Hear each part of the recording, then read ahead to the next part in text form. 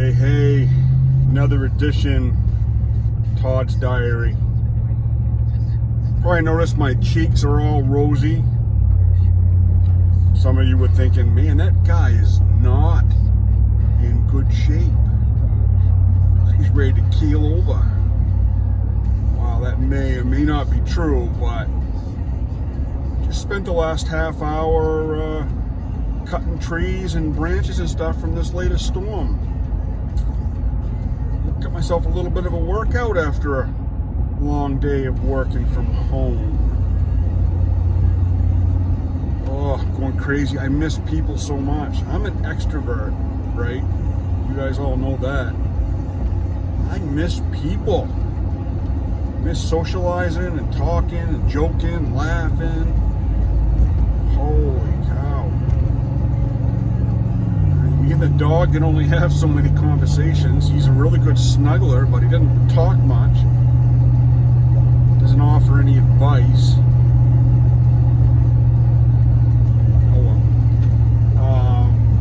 Oh, I'm tired.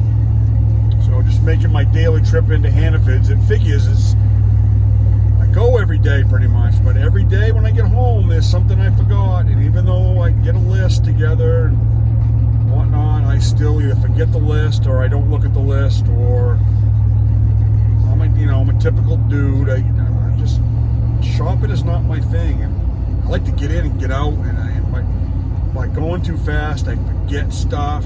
Guys, you know what I'm talking about. We don't want to be in there. It's weird when my wife goes to Hannaford, she's gone for hours, and I'm like, where you been? She's like, I ran into so-and-so and so-and-so and so-and-so. Okay, even before the virus started and we were quarantined, I don't like to talk to people at the grocery store. I say hi and boom, I'm gone. I don't give anybody a chance to strike up a conversation. I just don't. I want to get in and get out. My wife, 2 hours goes by. Well, I ran into so-and-so, we talked about this, we talked about that. Holy cow, and I'm sure that's like that with every woman, and I'm sorry ladies, but you guys like to chit-chat and socialize at the grocery store. Guys, we just want to get in and get out and get home, cook some supper, eat it, sit fat in our easy chair or our couch and watch some TV. And no, I don't want to do the damn dishes, I don't want to do the damn laundry, I just want to sit and relax. And then if I want to mix it up a little bit and play a little PlayStation, a little football, then that's what I want to do after a long day. But no, wife wants to do more dishes. She wants to do some laundry. Heaven forbid if that laundry basket is full. Holy cow. That's my little mini rant of the day. Whew. So people know that I grew up in Mattawamkeag, really small town, right by Lincoln. And back in the day, it was a really great little place to grow up. We lived on a square, like an actual square of houses, right in the middle of downtown, right behind the library, behind the fire station, had a big field there. We played wiffle ball, had its own fence, so we had a home run fence and everything. It was great. We had a little hill next to our house that kids would slide on during the winter time, and all the kids from the neighborhood would come over and we'd go sledding and sliding and snowball fights and building snow forts, and it was a nice town. You drive through Mattawamkeag today and it's a freaking ghost town. I don't even know if the local store is still open. I mean, it's nuts. It's like a ghost town, and it really, the years have not been pleasant to Mattawamkeag. But back in the day, when I grew up in the 70s and 80s, it was a fantastic little town. We had a community center downtown that where kids could go down during the summer, and inside they had like arts and crafts and board games, and you could play wiffle ball outside and basketball. We had an in-ground pool with a diver board. Like back then, the diver board was like the best.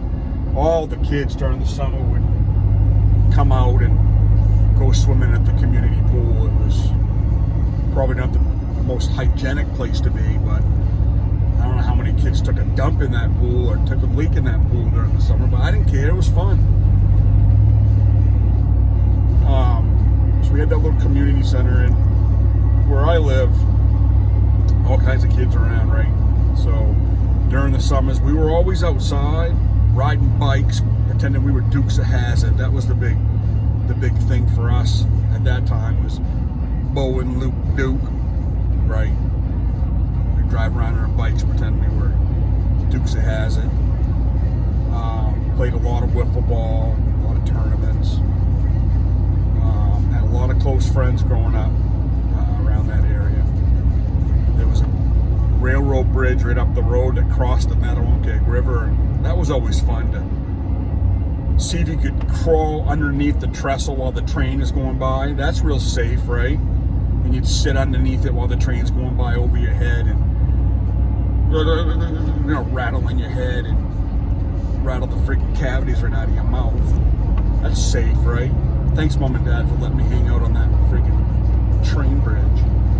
But that's the thing. During the summer, the parents didn't really know where we were. It was like, okay, you guys are going outside? Go play. I'll call your name at 5 o'clock. And when I say they're going to call your name, they call your name. Like my mother would go outside. Dad! I could hear that from miles away. Oh, supper time. My dad worked in the mill, and he got home at 3:30, and he started supper, and we had to eat every day at 5 p.m. on the dot. If you were eating at 5:30, it was late, and my dad was mad because he wanted to eat, and he wanted to sit in his easy chair and watch the nightly news, local news and then national news, and then he fell asleep in the chair. That was his night. So we ate at 5 o'clock. And it was weird because if you didn't come back at 5 o'clock, Mom and Dad were mad. They took it personally, like, you weren't here at 5 o'clock to eat the meal that I slaved over. Yeah, so they had us in a pretty good rhythm. As soon as we heard the call at 5 o'clock, boom. There was no cell phones or anything. It was my mother screaming at the top of her lungs. Anybody knows my mother, picture that. So, yeah, all the neighborhood kids hung out. During the summer, we'd have great big hide and seek games because you could go everywhere around that square. You know what I mean? Hide behind people's houses and bushes, and there's all kinds of places to hide. We're right next to the river, so you could go down the riverbank if you wanted to in the dark. And, you know, try real hard not to fall into the Mattawamkeag River. That was really cool, right? So we play a lot of hide and seek. And if you were lucky, you get to hide with one of the local girls and maybe get a little makeout session or something. That was always fun back in the day. You know, it's just the little things. It's just the little things. You know, we didn't need money. We didn't need, you know, ATVs and cell phones and freaking Fortnite. Hide and seek and a little makeout session in the bushes, and we were freaking happy. There was a hotel right down the road from my house, about, I don't know, a couple thousand feet. It was an old hotel called the Houston House. Back in the day, people would, before they built the I-95 interstate, if you wanted to go to Canada, you had to go through Mattawamkeag. And people stopped at that hotel all the time to spend the night, have a drink, had a little bar there, have a drink. Well, it closed down after the interstate was built. People stopped traveling through Mattawamkeag, so everything went to shit in a handbasket. But that old hotel was still standing when I was a kid. Of course, everything was blocked off and whatever. It was deemed unsafe. Well, as a, I don't know, 11, 12-year-old kid, if you know something's deemed unsafe, what's the first thing you want to do? You want to go explore it. And that's what we did. And I'm not going to mention any names of my friends. You know who you are, because I don't want to get you in trouble. But we, you know, the back door of that hotel was a broken window, and we, you know, put a cinder block there and climbed in through the window, and we could explore. Now, of course, you had to do that without getting caught by the local cop, who at the time was Terry Thompson.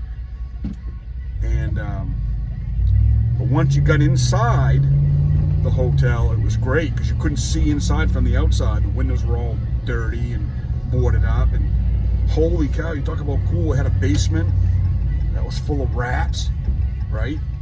Now, we didn't have BB guns back then. We weren't allowed to have those. So if you were going to go down in the basement and play with the rats, you had to have a stick or rock or something. But we didn't hang out down there very often. But the rest of the hotel was cool because you know how hotels are built. Long corridors and side doors, back doors, everything. And it was really super cool to go exploring through there and see the old hotel. And there was actually one room on the first floor that was still in good shape, so we made it our hideout, our cabin. And it was pretty cool. You know, we had old mattress in there, some baseball cards, G.I. Joe. I don't really remember what we had. Plastic guns because we played war and stuff, but we had our own secret hideout, which is pretty cool because you could look out the window and see people walking by or driving by, and they couldn't see you, so it was kind of cool. But eventually they got tore down, and there goes that fun. But at the time, that's what we did, you know, out and about. We weren't sitting inside playing video games or on our phones. We were watching, you know, Netflix. We were outside having a good old time. But I'll never forget those wiffle ball tournaments we had. I mean, we couldn't wait till we wake up in the morning and you'd call whoever was awake and say, hey, you want to play a little wiffle ball? And yep. We had those rotary phones, you know, you have to turn the dial with your finger at the right number and everything. And the old rotary phones, and you know, there's no caller ID back then or anything like that, so you could prank call people if you wanted to, which we did. My favorite prank, I'd call somebody up and go, hey, I just wanted to give you a heads up that your dog is digging under my fence. And the person would be like, I don't even have a dog. I'd be like, well, that's funny, I don't have a fence. And then hang out. What an asshole, right? Thing with those rotary phones too, you couldn't track who you were calling till you get the monthly bill, right? So you had like a 30-day reprieve of whatever was called. And back then they used to advertise those 1-900 sex line numbers. Remember those? 2 cents for 1 minute. So, you know, when you're a kid, you're like, I can listen to that for 2 cents. That's a good deal. You pick up the rotary phone, you call the number, and listen to what you got to listen to. That's what we had back then. We didn't have like Pornhub or anything like that. Well, the one thing those numbers don't tell you, those companies don't tell you, is that, yeah, it's 2 cents for the first minute, and then it goes up to like $11.99 a minute after that. They didn't tell you that. So my dad got the phone bill one time, and he's like, hey, call this number. Racked up $288. You know, I did typical kid thing. I don't know. Wasn't me. But Dad saw right through that. He's like, okay, I know it wasn't me and it wasn't your mother. And your sisters are too young to use a phone, so where's the number come from? So I had to end up fessing up. And that was embarrassing. Let my mother know that I called a sex line. But yeah, Dad was not too happy about that phone bill. So for the first 30 days, I was like, cool, this is good. I'm golden. I didn't think he would notice. Okay. When your phone bill is normally $60 and all of a sudden you get it and it's like $325, the parents are going to notice, okay? So, you know, you're not going to get much by them, I'll tell you. So, anywho, that's my story today. I'm at 14 minutes. I got to put my mask on and brave Hannafords for trash bags that I forgot yesterday or whatever. But